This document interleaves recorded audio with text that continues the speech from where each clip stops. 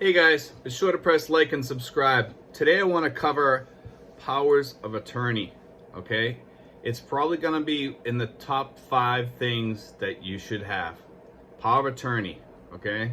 And there's different types of power of attorney, and that's something you're going to have to look into and find out yourself about. But these powers of attorney, each one's a little bit different. You can give limited power of attorney like for your bank accounts, things like that. But if you give full power of attorney, which I highly recommend, if you're not planning on going back to the States, or you're only going to go back there once maybe every 5 years or something like that, you may just want to do a full power of attorney. And make sure you trust the person that you put in charge, okay? When you start these powers of attorneys, okay, some of them you're going to be, you could put the people in charge of your pensions, your bank accounts, things like that. You don't have to put other people on your bank account, okay? A lot of people are under this impression, oh, because your bank will tell you, oh, put this person's name on your bank account. No. Because if this person messes up, they're liable, okay? If they get an email from you showing that, like, you're asking them to take out $500 or to do something at the bank for them, they're kind of liable if they do something neglectful, or if they do something that they're not supposed to or whatever, because you have proof. So always put it in writing when you're doing these, when you're telling somebody, you're giving somebody an order or asking them to do something for your account, okay? You really need, like I said, you really need somebody you really trust, okay? When you ask them to do something, most people are pretty good about this, okay? And this is why you need somebody that you really trust. But this is going to be a huge asset to you living in the Philippines, to give them a full power of attorney. And so, some of these have like checkoffs if you buy them like in a stationery store. The powers of attorney that I've used, they're very simple. And the way you do these is you walk into like a notary or an attorney's office. Attorney's office will charge you a few bucks to do it. It's going to cost you some money. I highly recommend getting your own and do it yourself. And you can just check off what you want to give this person rights to do. I would give them the right to do everything, to be honest with you. And have a backup power of attorney. They have that listed on these stationery kits that you can buy.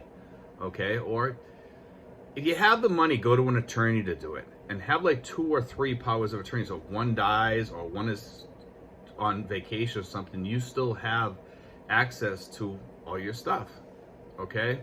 Once you get this power of attorney done, okay, if you're going to use it for your bank account, you need to bring it into your bank, okay, and have the power of attorney go into the bank with you, the first one, okay, and hand them this thing and have them put it on your account. Let them, this is going to be the person that's going to be representing me if I need anything here or whatever. They're going to ask for, they're going to put a copy of that on your account online, so they can, they can see that when this person walks into the bank at any branch, and they'll know who it is.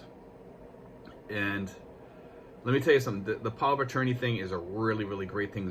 It gives you a lot of peace of mind here, because when you come over here, you're worried about things like, oh, what if my bank changes, to another bank? What if it gets bought out? What if this happens? What if they change account numbers or something like that, and I'm not there to walk into the bank to fix things or whatever I got to do if something goes wrong? Well, the power of attorney has the power to do that for you, okay? They can walk in and do things with your pension if you give them permission to do things like that. Your insurance, they can change things on your insurance. You have to give a copy to whoever you want to do this stuff with. You have to give them a copy. Like if you want this person that have some rights to change things on your insurance, you give them the power of attorney and they act just like you, okay? But you want to make sure that each person that these people are going to be dealing with has a copy, okay? Mail it into them. Start this process about 6 months before you get ready to leave, okay? At least, all right? I highly recommend that you do it 6 months before, in case you have any issues or anything. They mail you a letter back and say, well, we don't accept this here. That way you can have your attorney work on it or whatever. Most people just accept it, but the banks are a little bit, they're picky about what they want, okay? So just give them what they want, what they need for paperwork, all that. Guys, I can't tell you enough how much this power of attorney is going to mean to you as an expat, okay? I can't stress that enough to you guys. I really can't. Because some people come here and they stay here and they never go back for 20 or 30 years or 10 years or 5 years. You have one problem back home, you know, and you need a power of attorney back home. You know what I'm saying? It could be a big mess. If you don't have that power of attorney, you might have to fly home to fix your own issues. This resolves that issue, okay? This person can go sign for things at the post office for you if they have the power of attorney. Make sure you ask the post office first if they'll accept the power of attorney. Some post office officials are kind of reluctant to do stuff like that, but they by law are supposed to do it, okay? And you can ask your attorney all these questions. That's why I say it's good to sit with an attorney on this. But this power of attorney thing is huge. It costs you very little. You know, once your bank accepts that power of attorney from your hands, then the other person can just walk in there at any time and do whatever, you know, you need done, which is a huge help for you guys. You know, and it's helped me a lot.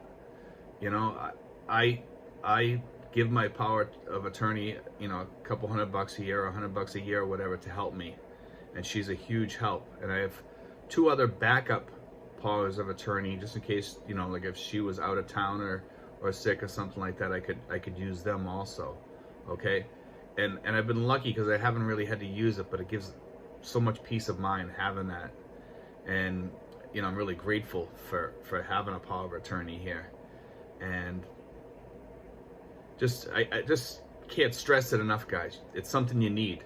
Because if you guys come over here, I think, you know, this here can save you in a lot of ways. A lot of guys, you know, they come over here and they have nobody back home. And without that power of attorney, you can't do nothing back home unless you fly back, you know? So anyway, guys, God bless, take care, and go to your stationery store. You can look at these stationery, you know, at these stationery stores, what it's all about, what it says. But just check it out, guys, okay? And be sure to like and subscribe.